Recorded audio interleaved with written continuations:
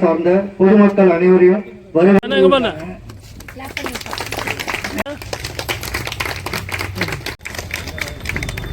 தேர்தல் வாக்கு தேர்தல் வியூக வாக்கு அன்புக்குரிய அண்ணன் மாநில இலக்கிய அணி பொருளாளர். உண்மையிலே இந்த கூட்டத்துக்கு ஒரு முக்கியத்துவம் கொடுத்து இந்த கூட்டத்தை ஏற்பாடு செஞ்சிருக்கக்கூடிய இந்த இப்போ சொன்னாங்க இங்கே பேசும்போது உங்களுடைய நம்ம சோமண்ண இப்போதான் வருது இல்லை சோமண்ணருக்கான சொந்த பஸ் அது. நீங்கள் எங்கே வேணாலும் ஏறலாம், எங்கே வேணாலும் இறங்கிக்கலாம், எப்போ வேணாலும் நீங்கள் அதை பயன்படுத்திக்கலான்ற அளவுக்கு இது எப்படின்னா உங்கள் வீட்டுக்குள்ளே காமௌண்ட்குள்ளே இல்லை, அவ்வளோதான். ஆனால் உங்களுக்கானது. இதை மாண்புமிகு முதல்வர் கிட்டத்தட்ட 5 ஆண்டுகளாக வழங்கிக்கிட்டு இருக்காரு உங்களுக்கு. இப்போ இதை பார்த்து வெளி மாநிலங்கள்லாம் பாஜக அரசு தமிழ்நாட்டில் எவ்வளோ சிறப்பாக இந்த போக்குவரத்து மகளிருக்காக நடந்துக்கிட்டு இருக்கு. இது போல் பாஜக ஆளும் மாநிலங்களில் நீங்கள் நிறைவேற்றணும்னு பாஜக ஆளும் மாநில முதல்வர்களுக்கு மோடி ஆணையிட்டார். அதுக்காக பல மாநிலங்களில் பாஜக ஆண்டாலும் ஒரு சில மாநில முதல்வர்கள் அதுக்கு முன் வந்தாங்க. இதே போல் பஸ்ஸை பெண்களுக்காக மகளிருக்காக விடணும்னு முயற்சி பண்ணாங்க. ஆனால் முடியலை. அப்படியே மீறி ஒரு மாநில முதல்வர் பண்ணார். 30 நாள் இருக்குன்னா அந்த 30 நாளில் 10 நாள் பஸ் வரலை, மக்களுக்கு வரலை. 20 நாள் வந்துச்சு.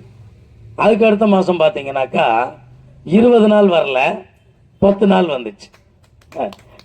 பாராட்டி தான் ஆகணும் பாஜக ஆட்சியை. இப்படி ஆக அதுக்கப்புறம் என்னாச்சுன்னா நாளடைவில் போக போக இந்த திட்டத்துக்கே மூடிவிடா பண்ணிட்டாங்க. ஏன்னா அவங்களால இது போன்ற நிர்வாக திறமை இல்லை.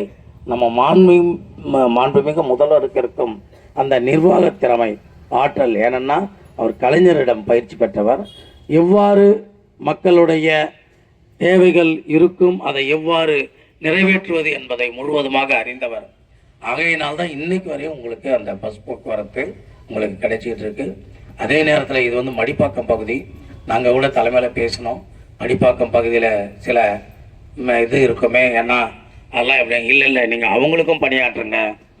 அதாவது இங்கே என்னென்னா பிராமண சமூகத்தினர் அதிகமாக இருக்காங்க, அவங்களுக்கும் பணியாற்றுங்க, அவங்களுக்கு தேவையான உதவிகளை நீங்கள் பண்ணுங்க. நம்மளுக்குள்ள ஏற்றத்தாழ்வெல்லாம் கிடையாது. மனித சமூகம் யாராக இருந்தாலும் சரி, அவங்க நமக்கு வாக்களிக்கிறாங்களோ இல்லையோ, வாக்களிக்கலன்னாலும் பரவாயில்ல, நீங்கள் அவர்களுக்காக பணியாற்ற வேண்டும் என்று மாண்புமிகு முதல்வர் அவர்கள் ஆணையிட்டுள்ளார்.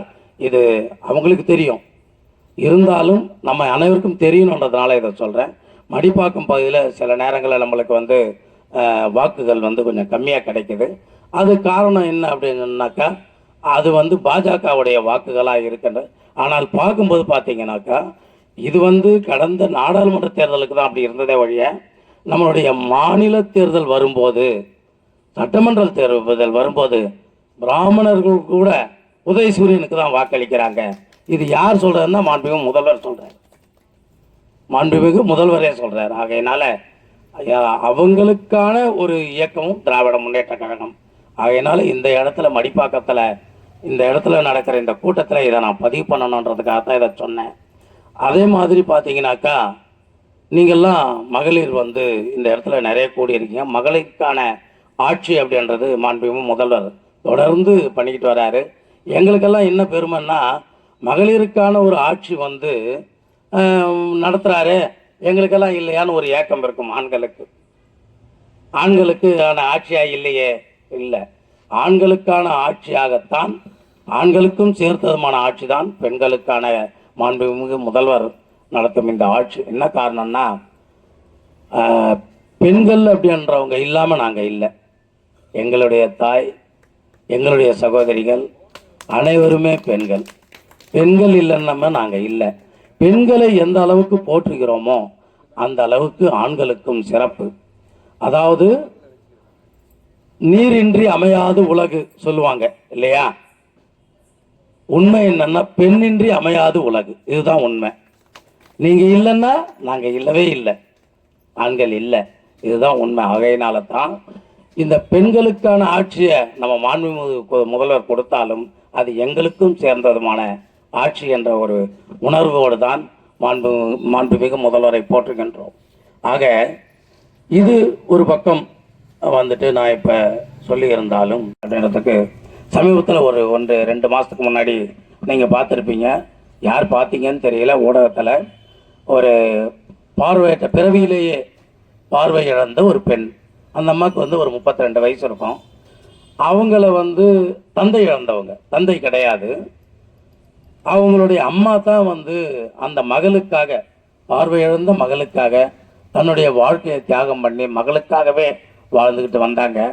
கடந்த 1.5 மாதத்துக்கு முன்னாடி அவங்களும் தாயும் மகளும் ஒரு இடத்துல சாலையில் பயணம் பண்ணும்போது விபத்து ஒன்று ஏற்பட்டு அம்மா இறந்துடுறாங்க.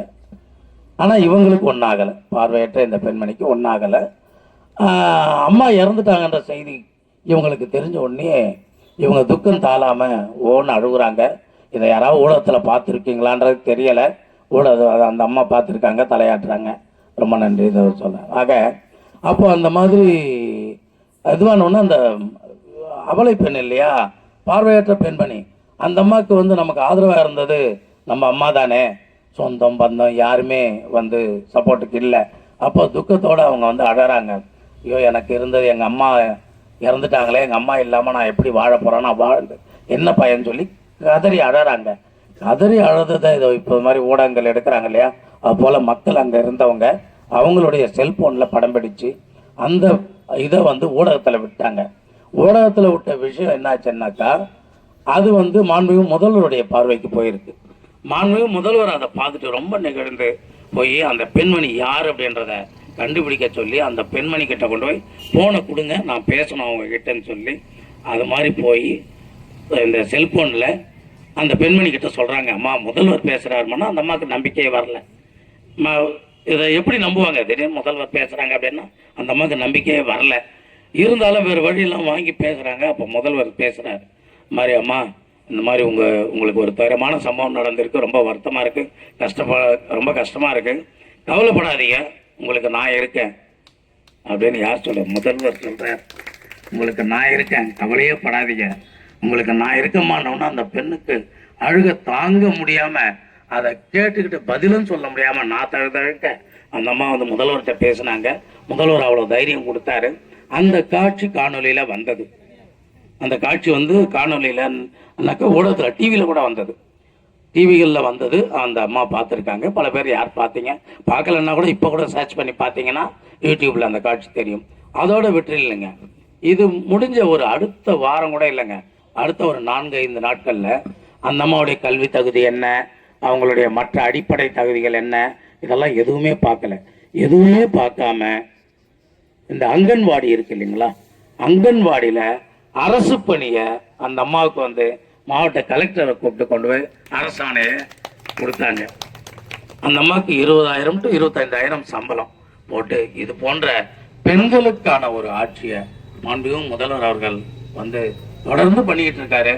இதெல்லாம் நீங்கள் எத்தனை பேர் பார்த்தீங்களோ தெரியாதா, ஆனால் இனிமேல் பார்க்கலாம். நீங்கள் இப்படிப்பட்ட ஒரு ஆட்சி நடந்துக்கிட்டு இருக்கு. இந்த ஆட்சி இவ்வளவு நடக்கும்போது கூட கடந்த 3 மாதத்துக்கு முன்னாடி கூட மாண்பு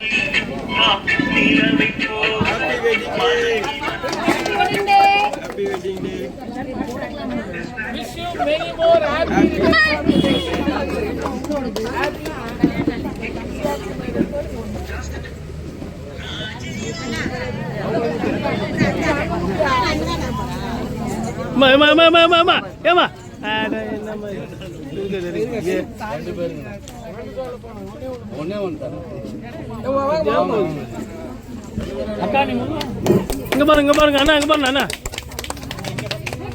அண்ணா சேர்ந்து வாங்க.